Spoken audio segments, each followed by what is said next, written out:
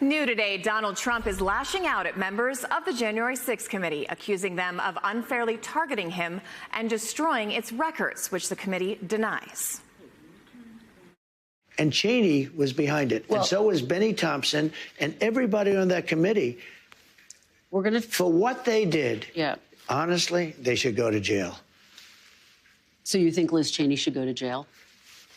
For what they did. Everyone on the committee, you think? I think everybody, anybody that voted in favor. Are you going to direct your FBI director and your attorney general to send them to jail? No, not at all. I think that they'll have to look at that, but I'm not going to. I'm going to focus on drill, baby, drill.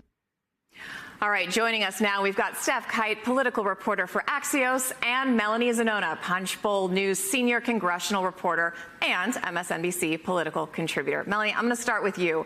We've got 43 days until Trump's inauguration, and he appears to be suggesting he supports jailing current and possibly former members of Congress. Is this just Trumpian bluster, or do we think this is a real threat? Listen, it's hard to say, right? Because Trump made some very conflicting statements throughout that entire interview. In one breath, he said he is not focused on the past. He's not focused on retribution. This is not going to be a top priority. He's not going to direct people to go after his enemies. But then in that interview, you heard him say these people deserve to go to jail, and it's something that they, quote, have to look at. So I'm not going to make predictions about what Trump is going to do. But what I will say that if he does choose to go down that route, the people he's nominated for his cabinet are going to fall in line to deliver on that message. I mean, people like Kash Patel, Pam Bondi, his attorney general nominee, they've all echoed similar things in terms of going after his political enemies, his perceived political enemies.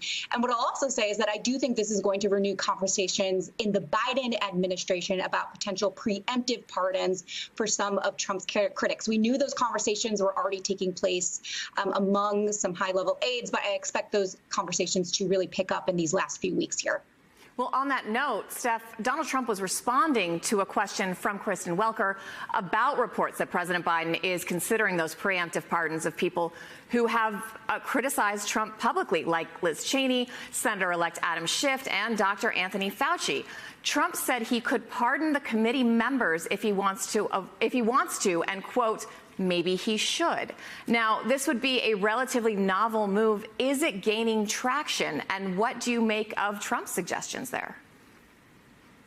I mean, there's no question that Biden and his advisors are taking very seriously the threats that Trump has been making. It's not the first time that we've heard the president-elect make clear that he intends to go after the people who targeted him in these various investigations, whether they're congressional investigations or Justice Department investigations. And so they're going to look carefully at whether it's worthwhile to kind of provide protection for some of these individuals. But this is a politically tricky situation to navigate, because do you just further sow doubt into the Justice Department? Does an action like that end up just making a politically difficult situation even worse? Or is it worthwhile to protect people if you feel that the incoming president and his leaders at DOJ are going to go after people unfairly? I do think it's interesting the way that Trump seems to be talking about this, where he seems to say what he would like to see happen, but seems to also be deferring quite frequently to his cabinet nominees, people like Pam Bondi and Kash Patel. But of course, he has been very careful at selecting the kind of people who are very loyal to Trump and are going to fall in line with his orders. And Melanie, speaking of those potential nominees, Trump's pick for Director of National Intelligence, Tulsi Gabbard, is set to make her rounds on Capitol Hill this week. Now, she's expected to have to address this controversial trip she made in 2017 to meet with none other than Syrian President Bashar al-Assad.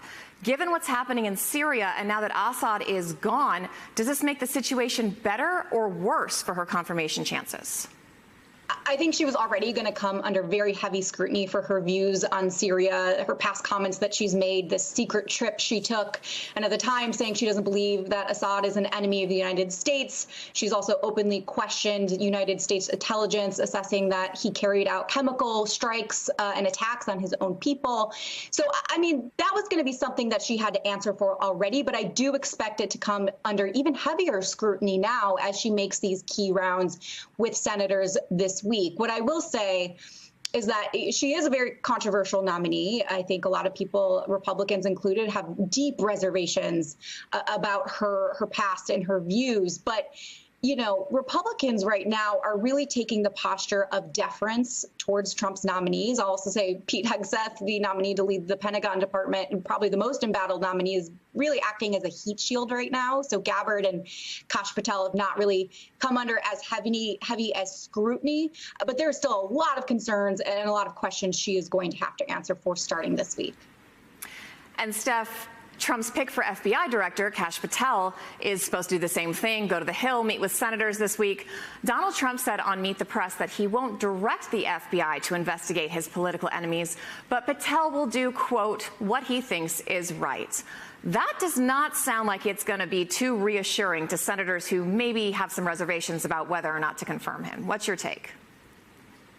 I mean, certainly not. Just look back at the kinds of language that Kash Patel has been using publicly for a while now. He is the kind of person who is a Trump loyalist through and through. He's worked with Truth Social. He has been someone who is by the president's side, who has been very aggressive in his language, talking about people who have investigated the president-elect. And so we expect him, if he does get confirmed, we do expect him to be quite serious about following through on some of these ideas, following through on investigating, whether it's members of Congress or investigators within the Justice Department, and really digging into how these Trump investigations came to be. And, I would know it's interesting that, at least the initial response to the nomination of Kash Patel was pretty positive among Senate Republicans that I spoke to, at least. He has certainly had some controversial takes and he will face questioning. But people like Joni Ernst, for example, who has kind of withheld support from Hegseth, even she expressed to me that she felt that Kash Patel was going to be a good choice, and a lot of Republicans see merit in actually, taking a different approach. All right, thank you both so much. We're going to have to leave it there.